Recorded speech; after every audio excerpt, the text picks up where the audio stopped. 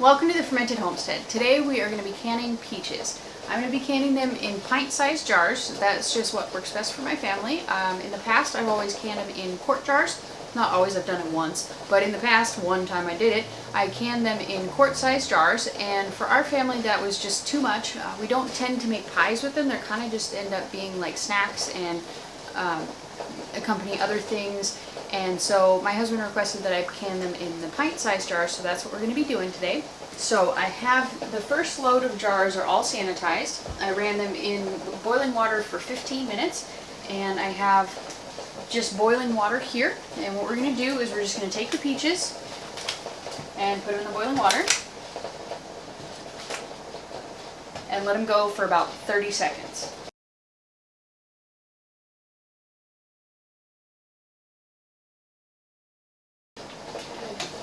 About as much as I'm willing to go. Hopefully that'll do the trick. And I have some ice water here with some citric acid in it. So we're just going to stop the cooking process real quick. And throw in another batch. I don't want to leave them in the water for too long and let them cook in there. Okay. I'm going to see if I can get these ones to peel before I do any more. Yeah, we're going to have to wait a day or two. So I'm just going to pick this up again tomorrow, and hopefully they'll be good to go by tomorrow. I'll see you then.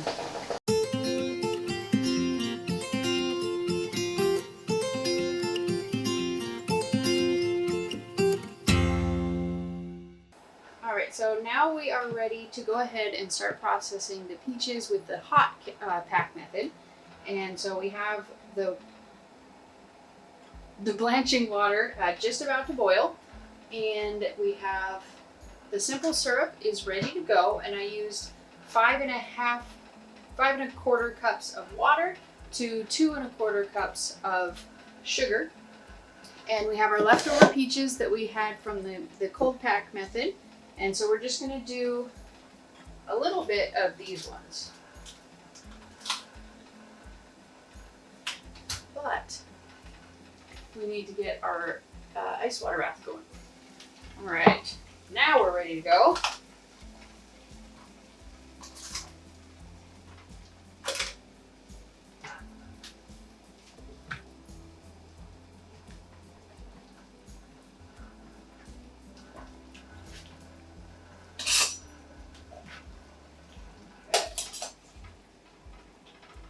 Almost.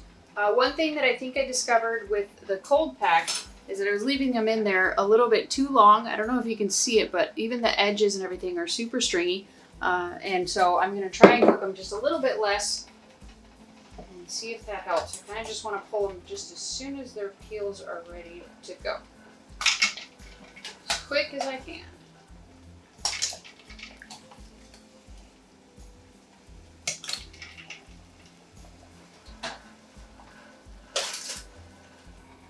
And I have the jars already in some hot water in the water bath.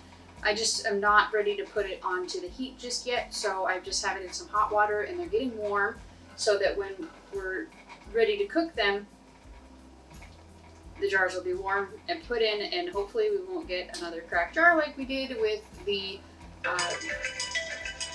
cold pack method. But that one was just totally my fault. And the water was too hot. So that's the importance of making sure that the hot liquid, hot jars, cold liquid, cold jars, and just a prime example of why you actually want to do it.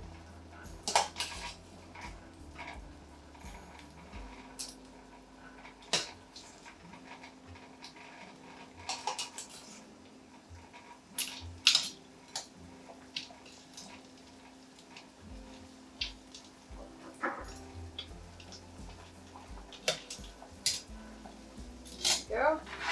And we're going to keep this water just in case we need to blanch just a little bit longer. That way I'm not wasting any water. And now, how am I going to do this? Okay. So I think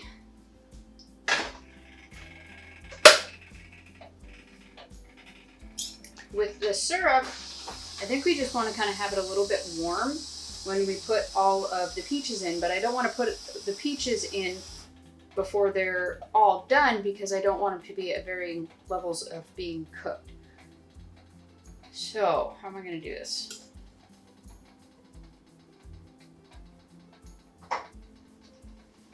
Okay, so we have our citric acid water right here, and then we have our peaches over there.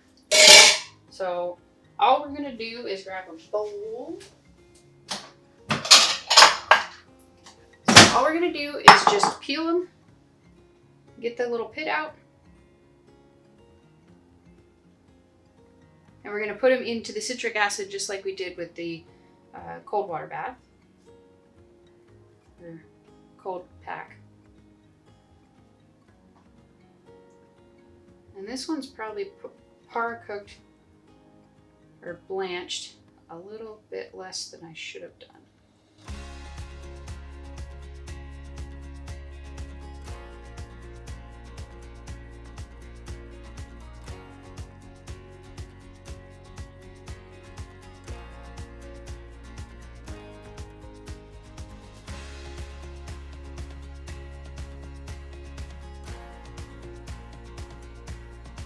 Now we're going to go ahead and cut these up, and you can see right here it has this like a butt, and so you just cut along that line.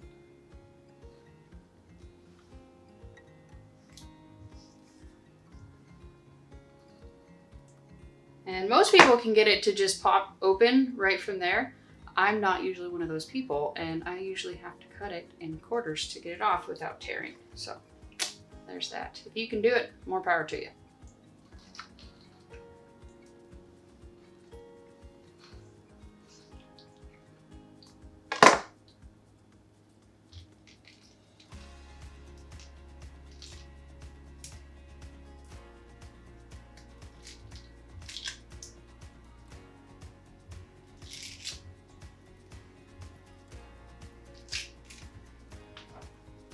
And then I just cut it again into the bath water.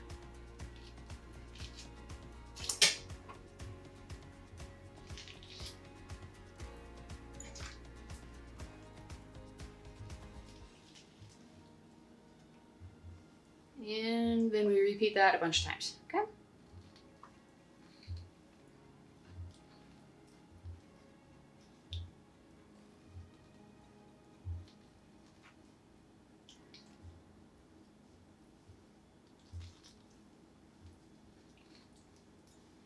And this part is incredibly slippery and probably gonna have one or two of them jump right out of my hands onto the floor like I did with the last batch. But you just do the best you can.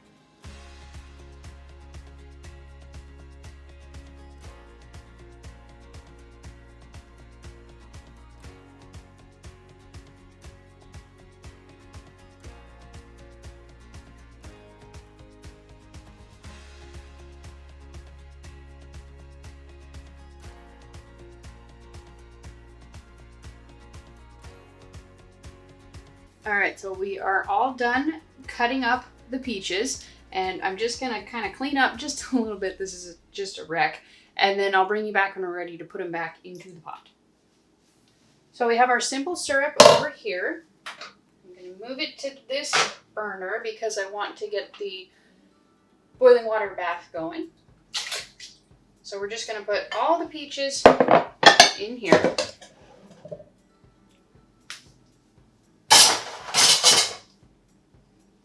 After we dump a bunch on the stove, of course.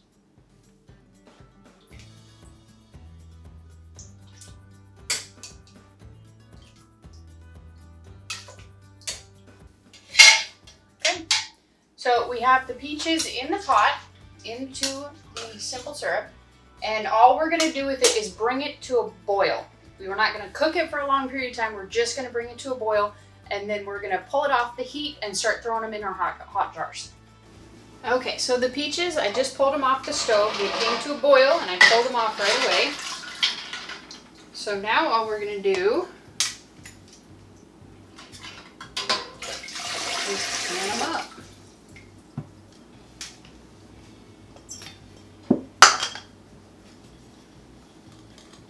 And kind of the way I'm going to do them is just to try and fill them up with as much peaches as I can.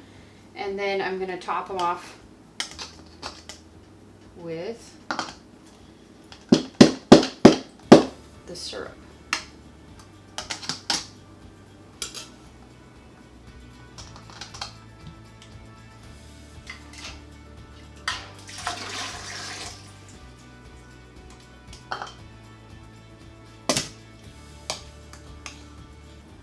Okay, we're just going to have to be happy with 7. And I don't want to stop this whole process just to do 2 more jars. So, all right, so now we're just going to ladle and top these off with the syrup.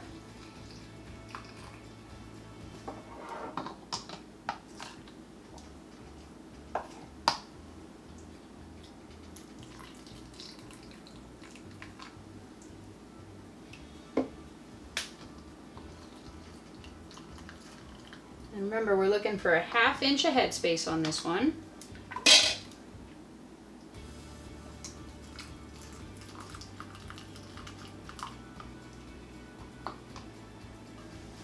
And now we're going to go ahead and debubble.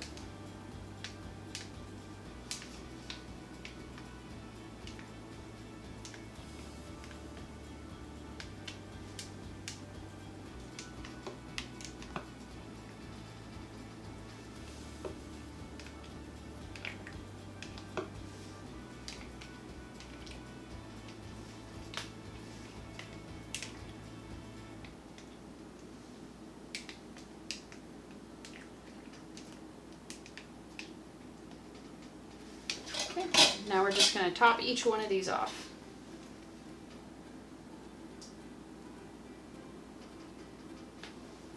And for the next step, we're going to take, it's half vinegar and half water, and we're just going to wipe the rims off.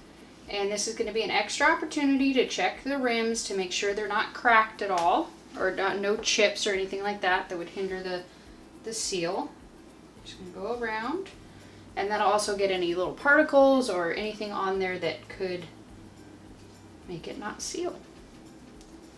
And if you have paper towels, this is a great use for it, but we don't have paper towels, so just use a fresh spot on a clean towel and wipe it down.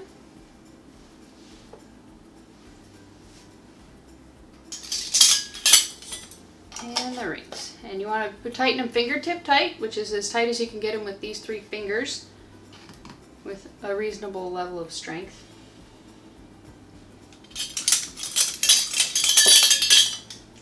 And then into the canner. The water's not too hot this time, so hopefully none of these should crack.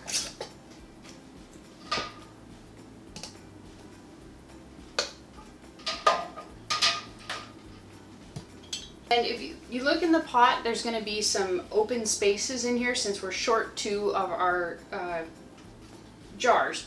So all I'm going to do with those is I'm just going to fill these up with water and use some old canning lids and just fill the space basically. I don't know if you actually need to fill these up, like I might be able to just put them in there as is, but I'm kind of curious, so I'm going to go ahead and try it.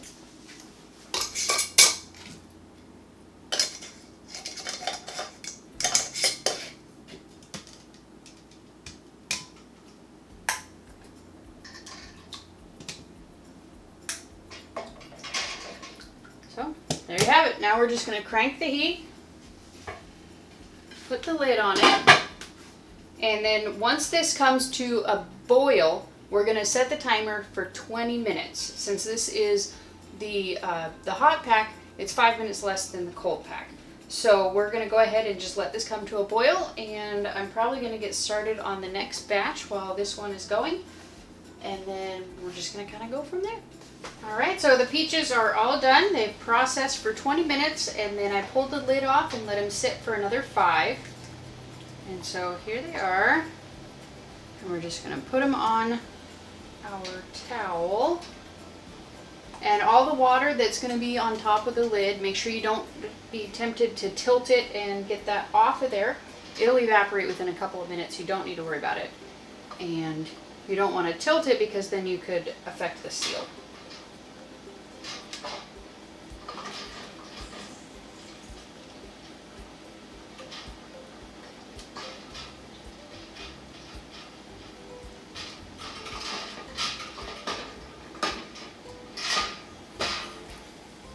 Oops, accidentally did that one. Isn't it beautiful?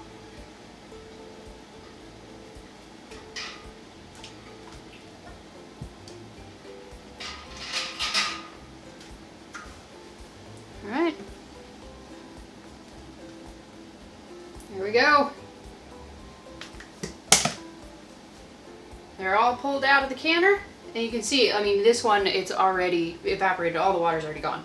So you don't need to tilt it. It doesn't do any good whatsoever other than make it so that it might not seal properly. Whoop, there's a pain. And so, whoop, round two's boiling away. So I'm gonna go ahead and finish up this other round, and I'm gonna let these ones cool, and I'll bring you back tomorrow when we are, when it's all cooled, and I'll show you how they all sealed and how they all look the next day. So I'll see you then. So now that we're all done with our canning, I wanted to go ahead and show you a little more up close. Here are the cold pack, and here's the hot pack. There's not really a whole lot of difference. I would say that the cold pack, there might be a bit more of the fibers in there than the cold pack, or pardon me, the hot pack. And I definitely noticed as I let them set on the counter, the cold pack one definitely tends to rise out of the simple syrup much more than the hot pack. So I'm going to go ahead and open these, give it a little taste test just to help with the experiment, and we'll kind of go from there. All right, so first up is the hot pack.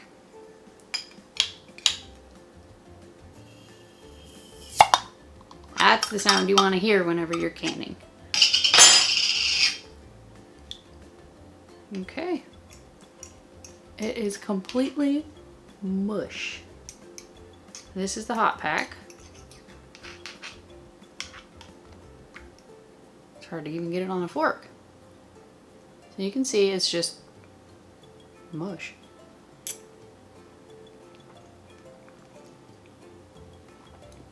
Tastes like a mushy peach. Try one more. I wonder if there's any in this jar that's not mush.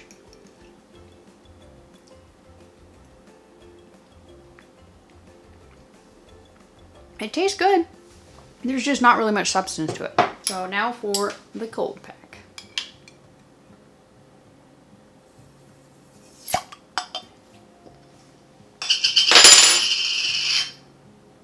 You can see, I can't tilt it enough, the stuff's gonna fall out. Okay, so it has a little more form to it. It's not quite as mushy. That's not awkward at all.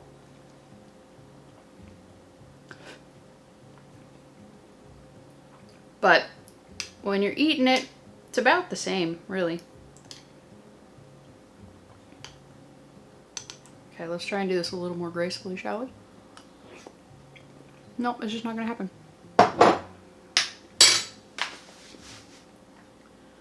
I would say definitely the hot pack one seems a little bit sweeter than the cold pack one, but the cold pack one holds its shape just a little bit better. It's really not anything to write home about, but it has a little bit of substance to it.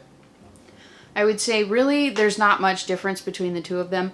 I think maybe one reason you might want to do the hot pack is that they tend to not float quite as much. So I just wanted to make sure to remind everybody that I am a fairly new canner, and you definitely don't want to take only what you see in my videos and go ahead and can, because I'm learning right along with you guys. So you always want to make sure you watch other people's videos and especially do your own research in the Ball canning book or the website. Or you can also go to the National Center for Home Food Preservation. That one's a great website. And make sure you do all your research and learn everything, because I don't necessarily show every single step of the way.